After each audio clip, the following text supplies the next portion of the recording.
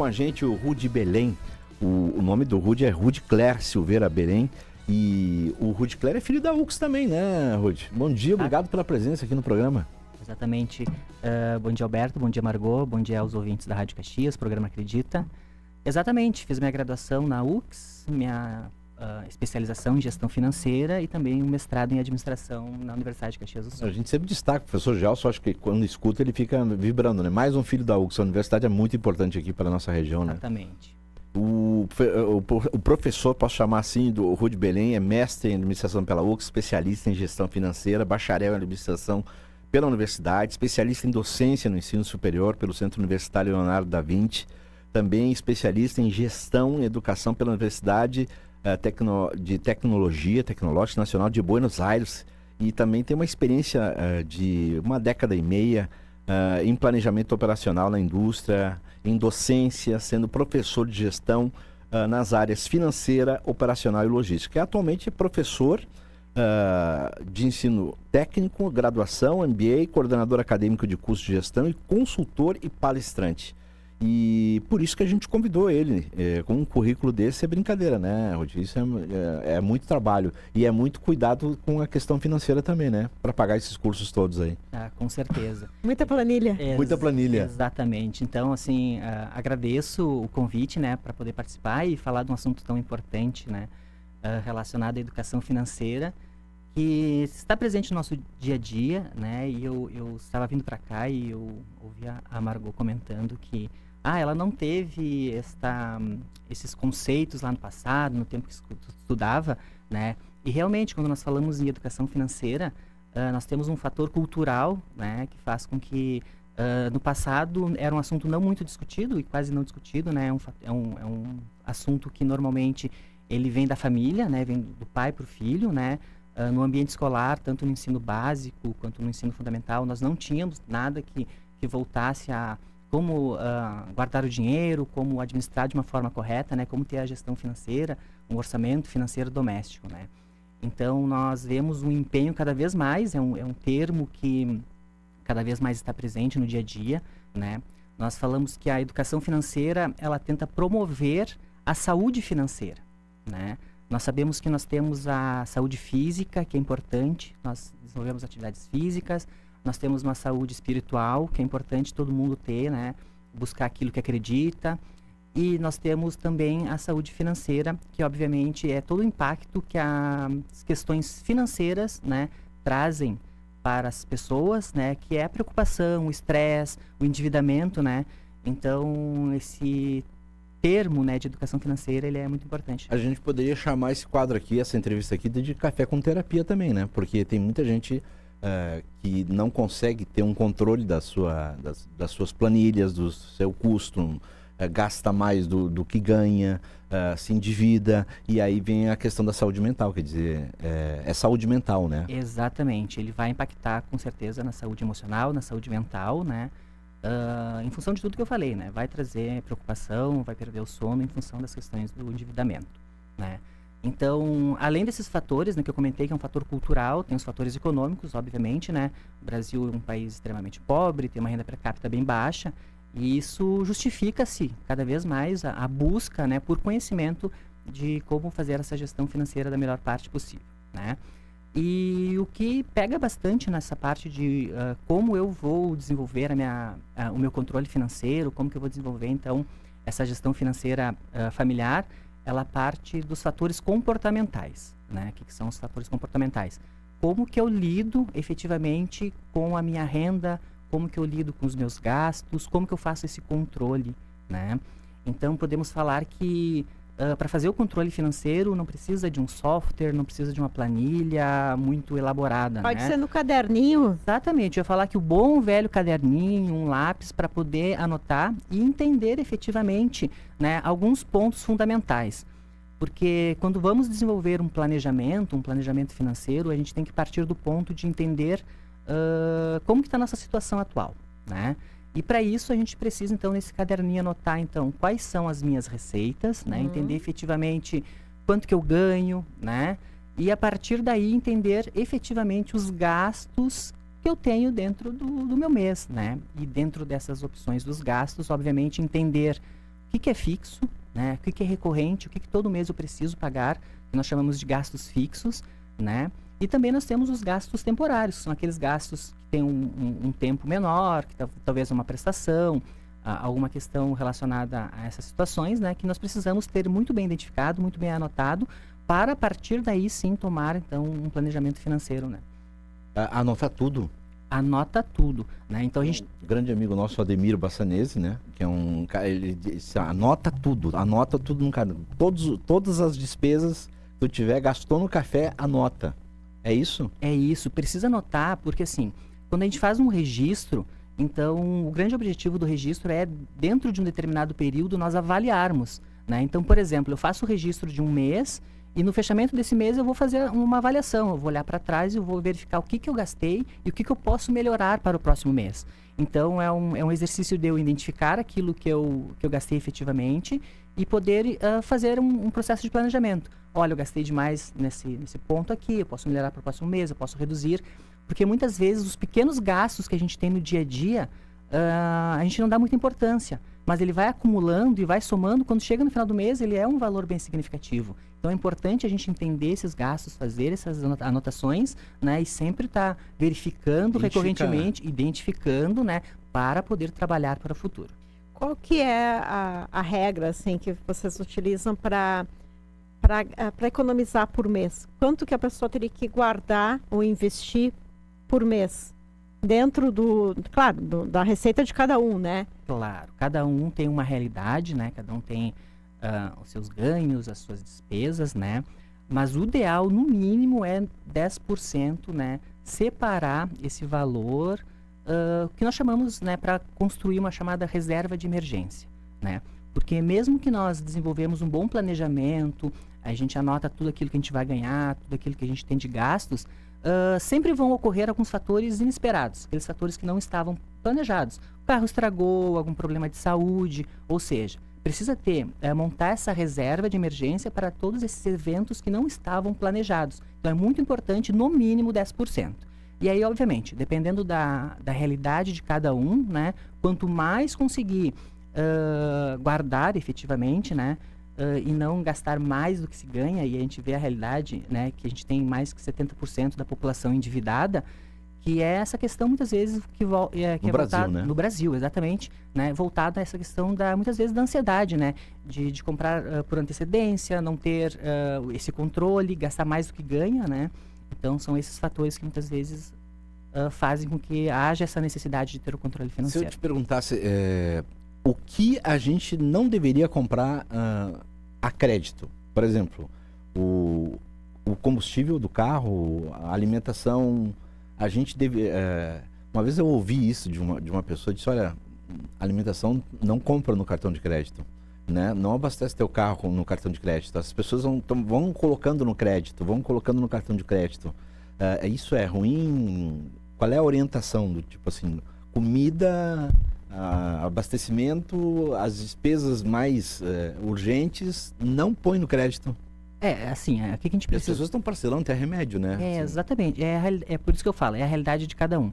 Quando nós não temos esse controle bem desenvolvido e a gente, de certa forma, se perde um pouco naquilo que a gente tem de gastos, né? Muitas vezes o crédito ele aparece como uma solução, mas muitas vezes é uma solução temporária, né? Porque dentro do crédito a gente sabe que está pagando uma taxa de juros muito elevada, né? Ou seja, ele vai remediar ali num primeiro momento, mas sabe que no futuro tu vai ter que pagar, tu não vai fugir daquela conta, né? Então, quanto mais fugir do crédito, melhor. Mas aí, novamente, fica na realidade de cada um. Se é necessário colocar alimentação, abastecimento no crédito, mas de uma forma controlada, sabendo que quando vencer essa fatura, quando tiver que pagar efetivamente, eu vou ter o dinheiro lá. Pagar ela toda, não há problema nenhum. Mas sabe-se, né, que pegar o dinheiro emprestado, pagar uma taxa muito elevada, muito maior que a Selic, pode estar comprometendo, né, o futuro e, obviamente, tornando muitas vezes o endividamento, né, mais próximo.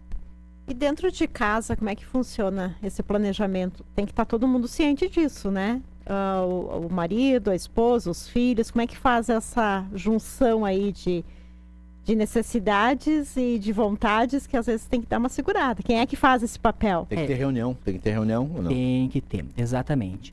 Então, o primeiro passo é que, dentro dos conceitos, né, de administração financeira, é nós trabalharmos com a chamada unidade familiar, né? Então, o que é a unidade familiar? É toda a família como um todo, né, entender, então, os aspectos financeiros de toda a família, né? E quando nós falamos de unidade familiar, existe uma estatística que mais que 1/3 da população brasileira, né, não sabe o quanto que o marido ou a esposa efetivamente ganham, né? 1/3? 1/3. E destes... Quanto é que tu ganha, mano?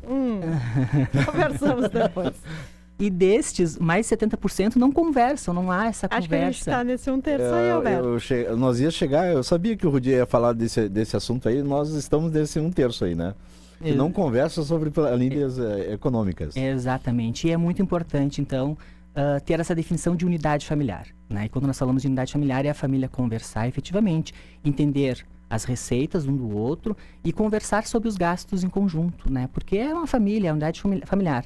E aí, nesse conceito, já começa a abordagem também de envolver os filhos desde pequeno nessa conversa, né? Para fazer com que eles entendam o valor do dinheiro, né? Que deem valor aos gastos, né? Porque, novamente, é tudo fator comportamental, né? Então, nós entendemos que dentro desses fatores comportamentais tem as questões que envolvem o marketing, os apelos do marketing para as compras por impulso, né? O que é compra por impulso? Muitas vezes eu não tenho uma determinada necessidade e aí muitas vezes em função de um colega, de, sei lá, um familiar, né? Nós queremos comprar aquilo que nós não temos uma necessidade, muitas vezes para mostrar para um colega, para mostrar para um amigo. Isso entra em comportamento. Isso entra em comportamento, né? Então, existe uma regrinha que antes de tomar a decisão, efetivamente, da compra, né, é fazer algumas perguntas, né, se questionar, né? Não comprar na hora, pedir sempre um tempo para poder pensar, né? E sempre fazer as perguntas que eu preciso realmente disso, né? Eu tenho dinheiro para comprar, eu quero comprar efetivamente isso, né? Vai haver a necessidade de realizar essa compra, né? E aí, com isso, então, muitas vezes breca ali, opa, não preciso comprar, vai ser uma compra por impulso, vai ser uma compra que eu vou fazer agora, que vai me trazer uma satisfação momentânea, mas depois vai gerar um estresse no futuro, porque daqui a pouco eu não vou ter dinheiro para pagar, aí começa a ter a preocupação, e aí sim começa a impactar, então, nas questões de saúde financeira. Porque é muita atração, a gente está por exemplo, pega uma rede social como o Instagram, por exemplo, tu clica numa oferta e as ofertas começam a aparecer, as camisetas, as roupas, os equipamentos, e a pessoa fica, daqui a pouco eu vou comprar. Tu já lidou com gente com compulsão de compra? Sim. Pessoas assim que compra tudo que vê. Quer dizer, Sim, compulsão, não existe. consegue, eu vou comprar essa roupa aqui, apareceu no Instagram, eu vou comprar. Sim, existe. E esse comportamento que muitas vezes faz com que esse percentual do endividamento ele seja tão alto, né? Que é a compra por impulso em função da grande oferta, né? Diferente do que nós tínhamos no passado, ali na década de 90, enfim, que nós não tínhamos a rede social, nós não tínhamos essa comparação. Antes nós só convivíamos com o nosso meio mais próximo, que eram os colegas de trabalho, a família. E hoje a gente está vendo influencers, a gente está vendo uma série de pessoas com comportamentos de compra, né? Que acaba, de certa forma, né? Trazendo esse desejo, ele comprou, quero comprar também, né? Traz essa questão de ter vontade, obviamente. Mas parte tudo, então, do que a gente chama da disciplina, né? O que é a disciplina? A gente vai desenvolver um planejamento, mas nós temos que ter a disciplina de manter esse planejamento. Assim como eu falei lá no início, né? Nós precisamos ter uma consciência sobre a saúde física, saúde espiritual, saúde mental. E muitas vezes, começamos uma academia, passamos ali 1 semana, 2 semanas, nós desistimos. Ou seja, questão de disciplina. Na saúde financeira, na educação financeira, é da mesma forma. Ou seja, eu vou montar meu controle financeiro. Estou bastante motivado, vou montar, hoje eu vou comprar lá um caderninho, um lápis, vou começar a anotar. Aí anota 1 semana, 2 semanas, daqui a pouco já começa a desistir, perde essa motivação. Ou seja, é algo que exige bastante disciplina, né? E é a partir da disciplina que começa a ter o resultado, porque não vai ser um resultado imediato, né? O controle começa 1 mês, 2 meses, 3 meses, e ele começa a apresentar resultado, porque dentro do controle a gente começa a identificar realmente aqueles gastos que não precisavam ser feitos, a gente começa a cortar, a gente começa a avaliar outras questões, né? E aí sim, né, consegue ter melhor controle das suas finanças. E com as crianças, porque na minha época, não sei se é a tua, Alberto, mas na minha época a gente eu ganhei uma caderneta de poupança e tinha um cofrinho. Era do guardava. Bamerindos ou não? Era da formiguinha, Da formiguinha. né? Formiguinha era o Bamerindos, eu acho. Eu acho que era. E era a poupança da formiga. Ainda se a gente diz para as crianças guardarem as moedinhas, ainda se usa o cofrinho? Rodi Berim, e depois do intervalo comercial tu vai responder essa questão aí. Nós vamos entrar nessa questão da... Boa pergunta da Margot aí, do cofrinho, da caderneta. Como é que é a educação? Porque assim, tirar essa gurizada do quarto, que tá na internet, bater um papinho a respeito de educação financeira não é uma coisa tão fácil, né, para os pais. O Rodi Belém é consultor financeiro, palestrante, está aqui com a gente ao vivo. Se você tiver alguma pergunta também, pode mandar a pergunta aí pelo nosso WhatsApp. E está aqui conosco, conversando nessa segunda hora do programa, o consultor, palestrante, professor de educação financeira, Rodi Belém, nos dando aqui algumas dicas. Tem muita gente endividada no país. Aliás, chama a atenção que a região sul tem a maior proporção de famílias endividadas no país, segundo... Eu estava lendo aí esses dias no site G1, de 9 de maio, né? E, quer dizer, é preocupante. Mas aí fica a pergunta da Margot. Para quem ligou o rádio agora, qual era a pergunta sobre as crianças, Margot? Sobre economizar o cofrinho, né? Eu estava falando que o meu primeiro cofrinho foi da Finab. Finab. Foi a primeira caderneta de poupança gaúcha, né? A gente colocou aqui, joga, como diria um professor meu, joga no Google. Estão falando aqui de Porto Alegre, mas enfim... Era um cofrinho que tinha uma formiga, né? Exatamente. Era uma Finab. E aí a minha pergunta é a seguinte, Rudi, segue valendo os cofrinhos? Com certeza, né? Então, como eu falei anteriormente, quando a gente começa a tratar então a unidade familiar e a família começa a discutir junto, né? Então, esse envolvimento então, né, de incluir os filhos nesse processo, ele tem que começar desde cedo. E nada mais icônico do que o cofrinho, né, que está presente nos desenhos animados, enfim, né, que é o significado de realizar efetivamente uma poupança, né? Então, é um meio, é uma forma de começar a incentivar a guardar. Né? Então, que nem eu comentei, é importante já começar com uma pequena mesada, um pequeno valor já para dar significância, né? Da questão do quanto que vale o dinheiro e muitas vezes quanto que é o esforço, né, para poder ganhar esse dinheiro, né? Então, assim, o dinheiro não cai de árvore, ou seja, há um esforço para conquistar o dinheiro através do trabalho. Então, começar a incentivar a guardar, e aí pode ser utilizado o cofrinho, uma latinha, uma caixinha, uma caixa de sapato, enfim, né? Mas com esse propósito de saber que está guardando já uma parte dessa renda, desse dinheiro, para um evento futuro. Ou seja, já é uma atividade de desenvolver a capacidade de planejamento, né? Ou seja, não pensar somente no agora, mas pensar ali na frente. Porque ali na frente, daqui a pouco, juntando aos poucos, vai conseguir conquistar a compra de algo com um valor um pouco maior, né? Muitas vezes pensar, se tu quiser ganhar determinado presente com um valor um pouco mais alto, vai juntando aos poucos, que daqui a pouco daqui a 6 meses, daqui a 1 ano, tu vai conseguir. Ou seja, não tem a necessidade de dar, né, de forma imediata.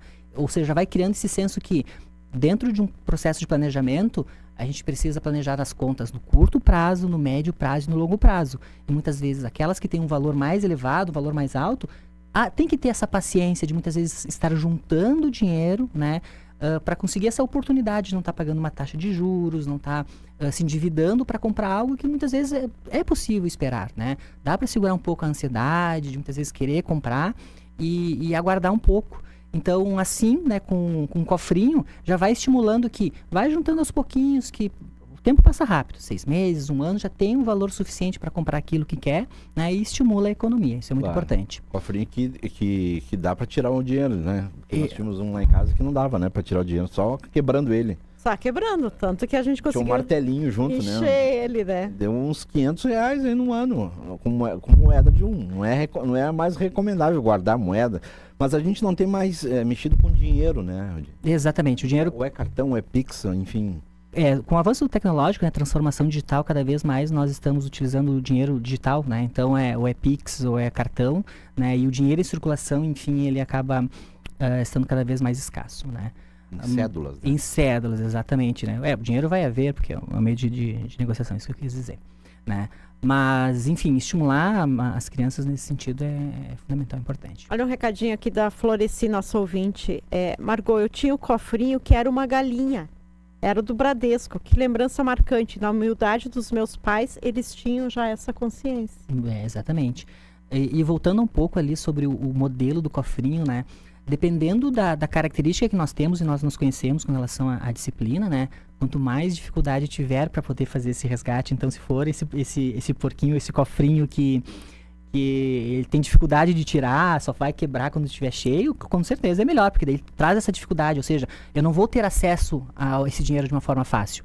E isso daí, numa parte mais avançada das questões financeiras, é muitas vezes a gente fazer um investimento em algo que a gente não pode ter acesso, né? Ou seja, a gente se limita a estar colocando esse dinheiro no investimento que a gente não pode mexer. Então, muitas vezes, para quem não tem essa disciplina e que não pode enxergar aquele dinheiro que está disponível, é uma alternativa, porque a gente coloca lá e não consegue resgatar, não consegue colocar o dedinho ali no cofre para poder tirar o dinheiro. Então, isso, para a disciplina, muitas vezes é um bom exercício. Essas crianças já estão sabendo o que fazer com esse dinheiro? Porque a Margot estava falando aqui que crianças já estão falando em investimento, né? Já não falam mais em guardar dinheiro. Já querem investir. Tem essa já consciência das crianças que já têm algum conhecimento sobre com certeza. investimento. Diferente de nós no passado, né, novamente voltando a esse assunto, o acesso à informação ele está mais fácil, né? Então, comentaste antes sobre o Google, tem os chat GPT, enfim, cada vez mais a informação está presente no nosso dia a dia, diferente de nós lá no ensino médio, que nós tínhamos o professor, ou nós íamos na biblioteca buscar informação através de livros. Hoje em dia a informação está disponível de uma forma fácil, né? Então, aí tem 2 pontos, né? Existe esse movimento de cada vez mais as escolas promoverem, então, essa conscientização financeira, né? É bastante perceptível, até por parte do Ministério da Educação, incentivando os professores a fazerem capacitações em educação financeira, né? E nessa questão mais avançada, até acesso à informação, Instagram, enfim, as crianças já vão pensando que, além de poupar, então tem a oportunidade de eu juntar o dinheiro e colocar numa aplicação, sabendo que esse dinheiro vai render mais em determinadas opções, né? Então, sim, existe esse movimento, né, em função do acesso à informação, que está cada vez mais presente aí, as crianças cada vez mais com o celular na mão, né, cada vez mais jovens aí, dão um baile em nós, ali, pega o celular, já fazem coisas que a gente nem sabia, né? O meu tem 7 anos e já pega o celular, ele faz coisas que eu nem imagino, né?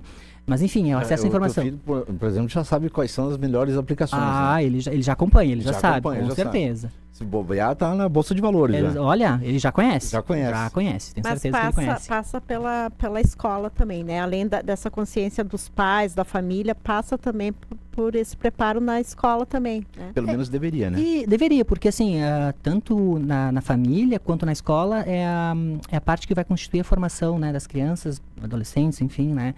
Então, parte do incentivo no lar, obviamente, dos pais, né? E é um papel, né, da escola, né, de poder incentivar isso e preparar, né, os jovens e as crianças e jovens para o mercado de trabalho, né? Então, é necessário. Vamos falar para os adultos, então, que estão na nossa audiência. Qual é a melhor aplicação? O cara tem um dinheiro, eu quero aplicar. As pessoas não sabem aplicar. Qual é a melhor aplicação hoje? Porque uma vez, nós era a caderneta de poupança, né? Põe na poupança, deixa na poupança. Enfim, é uma possibilidade. Mas tem aplicações melhores. Tem. Hoje o cenário econômico, então, é um cenário que a taxa de juros, né, ela tem como base a taxa Selic, né, que está em crescente elevação, né. Então, 14,75% ao ano, né. Isso significa que é uma oportunidade, então, né, de guardar o dinheiro, de segurar, porque se for fazer um empréstimo, enfim, buscar o dinheiro emprestado, esse valor de buscar esse dinheiro é bem elevado. Então, sugere-se o quê, né?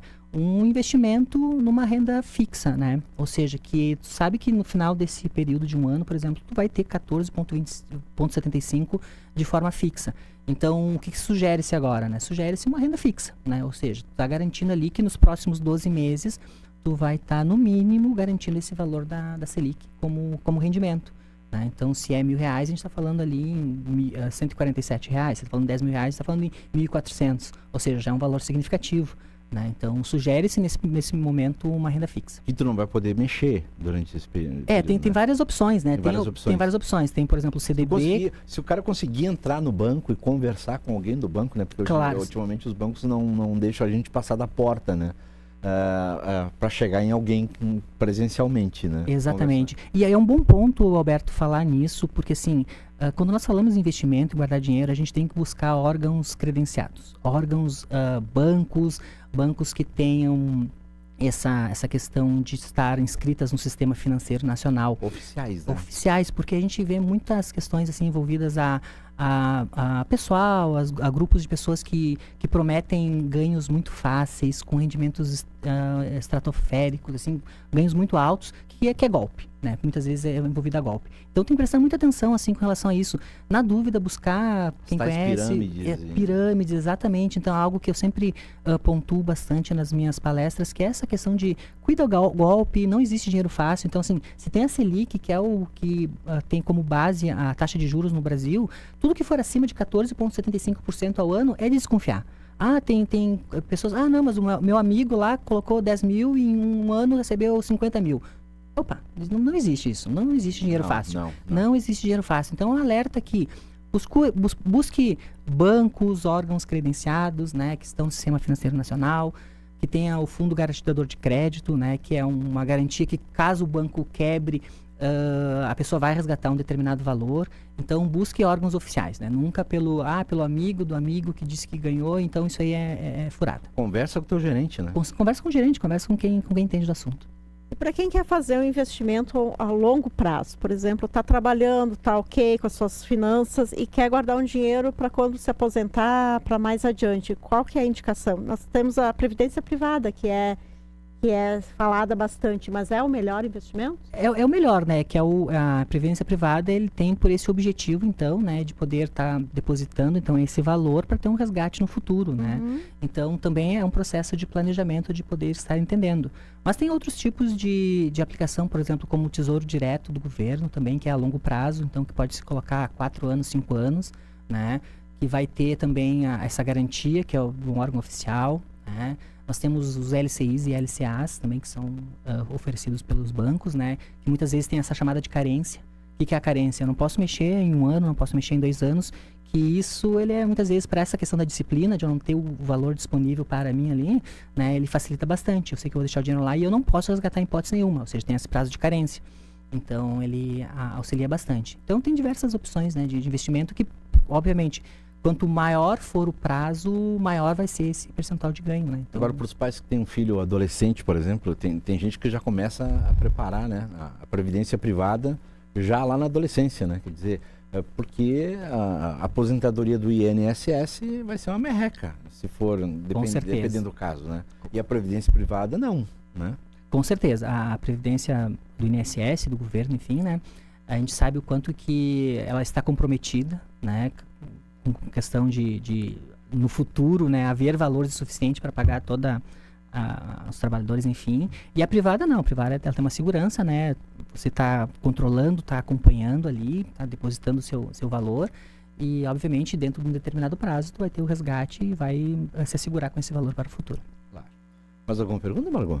Não, gostei bastante de saber tudo isso. Margot já está pensando onde vai aplicar o dinheiro. Primeiro nós temos que fazer uma reunião, eu e tu, em casa. A gente fez aqui as minhas anotações, mas eu fiquei feliz que o meu caderninho, aquele que eu risco, rabisco e tal, funciona. Com certeza. De certa forma, não é uma planilha Excel mega estruturada, não precisa. Mas funciona para mim. Não precisa. O importante é ter a informação, e a informação correta para poder analisar. Então, eu tenho que entender efetivamente o que eu ganho, o que eu gasto, o que eu tenho de gasto fixo, o que eu tenho de gasto eventual, mas o importante é a informação. Se está num caderninho, se está numa planilha, se está num software, o importante é como que a gente vai se organizar. E até em cursos de noivos, né? Na igreja católica, né? Quem é católico, quem faz curso de noivo, tem educação financeira.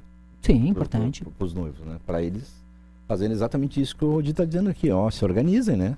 Vamos conversar. Mas qual é o dado do...